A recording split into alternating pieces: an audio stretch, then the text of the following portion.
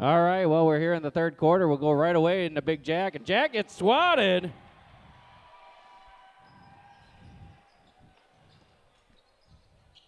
there you have it, a swat to start things off. 52-15, just starting the third quarter here. Quite a halftime show there. My son Jacob, 8th grader at Newark, he said, I sure hope someone taped that. I heard John Clausel say that, Kevin Clausel, that he'd like to get a pair of those shoes. Oh yeah, I've seen kids with those shoes already.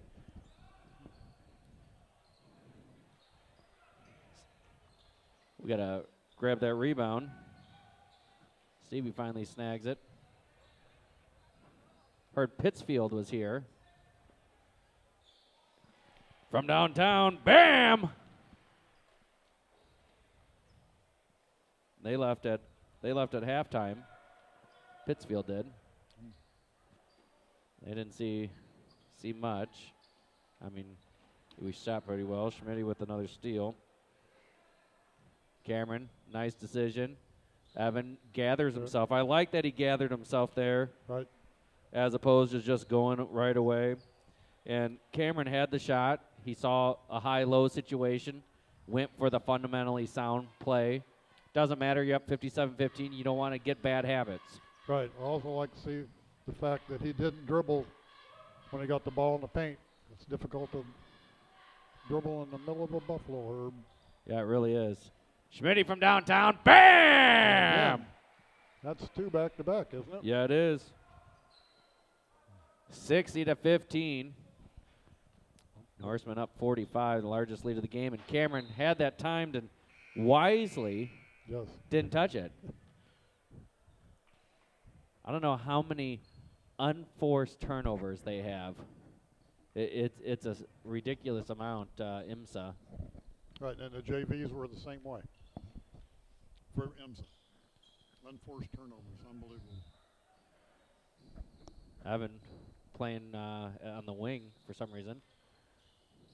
Stevie drives, has it, floats it. He's good at that floater. Evan gets the tip up, and 2 offensive rebounds. Goes up for the third one, is hacked, no call. Had a little frustration setting in with Evan there.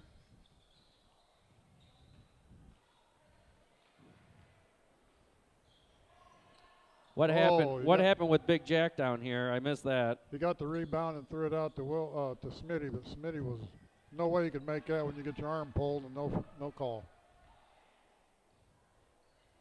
Nice pass.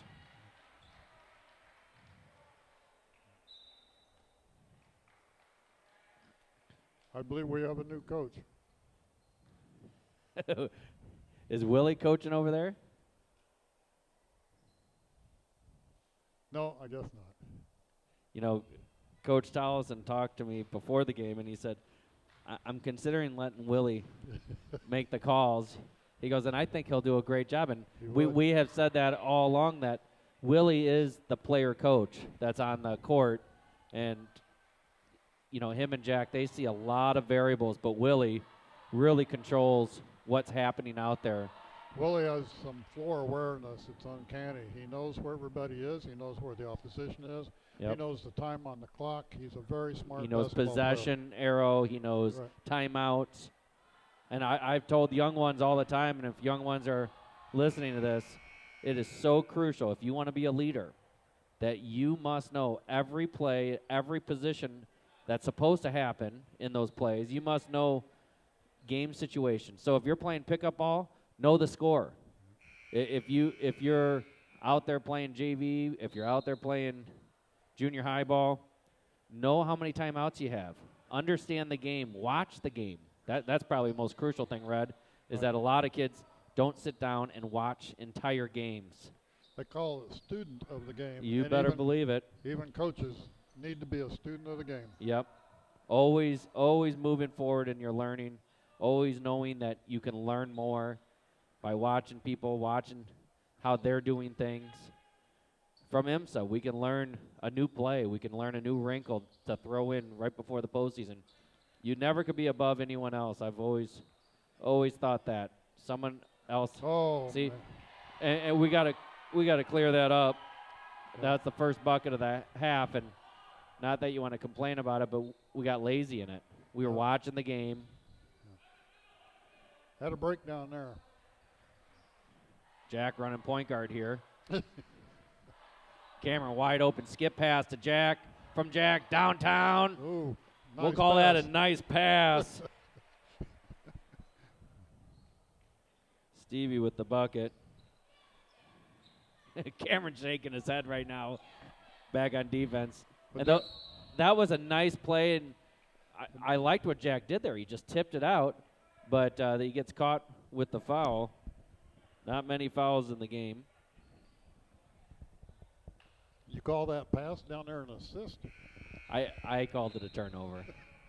It's officially scored officially scored a missed three. Oh, okay. And a rebound by was it Stevie who got that? I can't remember. Well, I don't either. Well, I'm getting old, Red. I.M.S.A from downtown. One-handed rebound over Cameron. Cameron's 6'6". He can't let that happen. Good box out by Evan. That's how you box out. 64-17. Schmitty, he's got two already. Nice drive and dish. And got lazy.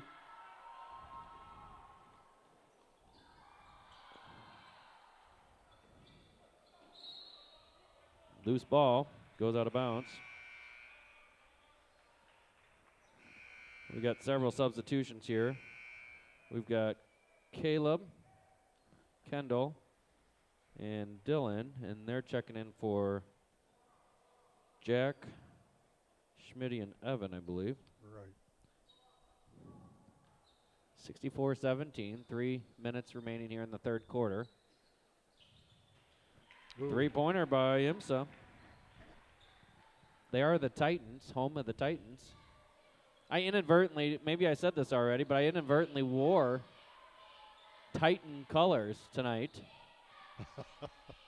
I mean, literally my polo is their color. Cameron from downtown, front iron. I saw that on the shot. It's a Boomba shirt, though, so I'm wearing Boomba shirt with I.M.S.A flavoring to it. But it is a shade of blue, so you're all right. It's a shade of blue, which matches I.M.S.A. Skip pass over to Cameron.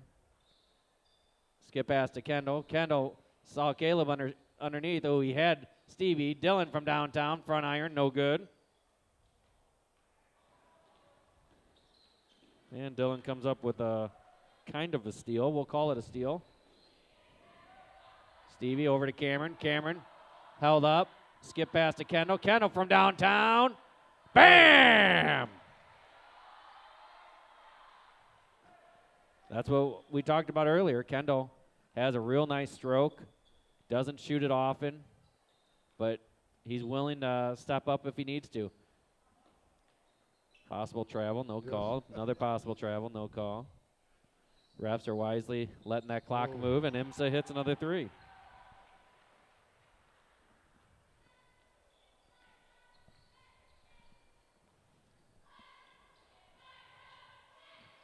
We'll have to adjust something at 67-23. I gave 2 points to Newark when it was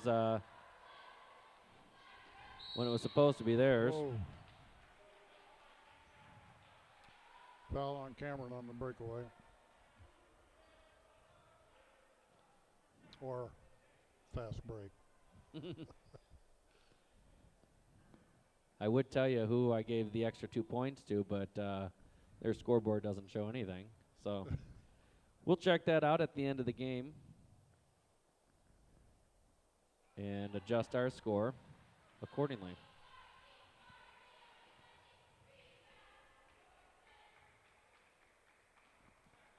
I think these are I.M.S.A's first free throws. I'll have to look at that stat.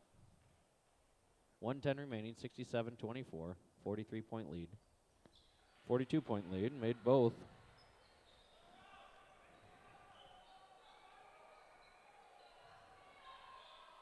Free throws are such an important part of the game. It seems to be forgotten with that three-point line. There's Stevie McGrath with another 3. Yeah, they are vital. And, I mean, we would have only 1 loss if we were hitting our free throws.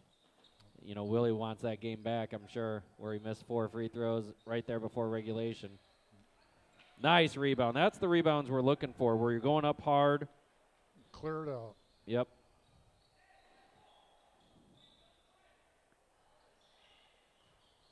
Wisely comes down. Kendall from downtown. Bam! Again, Kendall moved over to the appropriate location, saw where the ball was, relocated himself down in the corner. Cameron Wisely tosses it over to him. 73-27, excuse me. Stevie misses the floater. He is great at that floater, though. Another turnover, and they let the clock go another second. No chance of getting a shot here, basically. He gets it off. No good. That works against his stat. He's been shooting really well from downtown. I don't know as I'd even call that. Do they classify those last-second shots? Yeah, it's a shot attempt. Really? Shot attempt, yeah. That's why you'll see some NBA players not shoot it. Right. Because they are concerned about their field goal percentage. Looks like we have the JV players checking in. 73-27. 46-point lead going into the fourth quarter. We'll see if they have a running clock. You know, Yeah. some schools 30-plus points, you have a running clock. I noticed they did not do that with Salmonok the other night. No, they